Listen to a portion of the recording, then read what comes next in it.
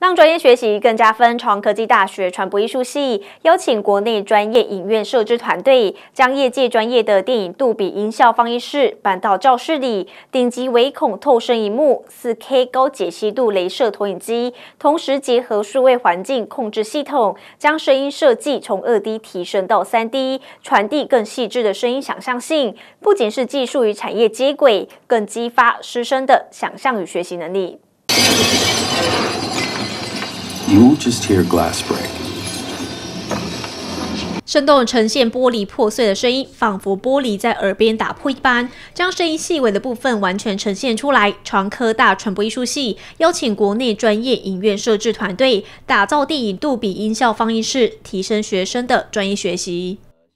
这样的一个成品的展现在我们传统在学校设备里面是很难展现。如果它展现得好的话，都必须要到真正的这个电影院来播放。那这个对我来讲学生的作品呈现会有相当大的困扰。所以我们认为要把学生的作品能够完整的呈现，我们应该有一个跟业界规格标准一样的这样一个好的电影院，全景声的电影院来提供给学生，当他们把作品拍好的时候，可以自己来播放来使用。这就是为什么我们今天会启用这样一个新的一个电影院。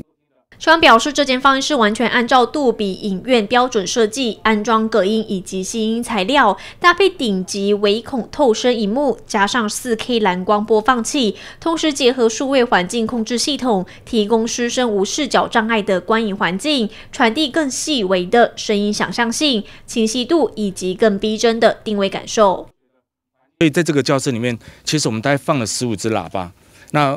很重要的部分是在于，可是你在现场其实你看不到没有那么多支喇叭，因为当然它的标准是希望能够让声音可以直接隐藏。然后第二部分是15支喇叭个别扮演了7.2、4声道当中的各自的效果。那第二部分是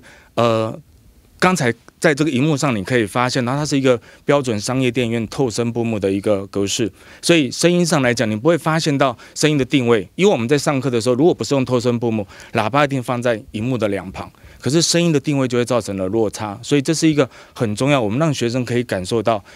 剧院的一个设计是什么条件，那你现场可以感受到是什么的一个标准。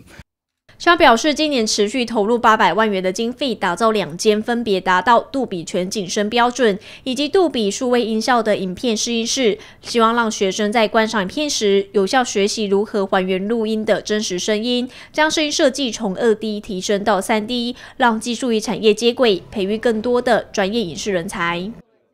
谢承章台中场报道。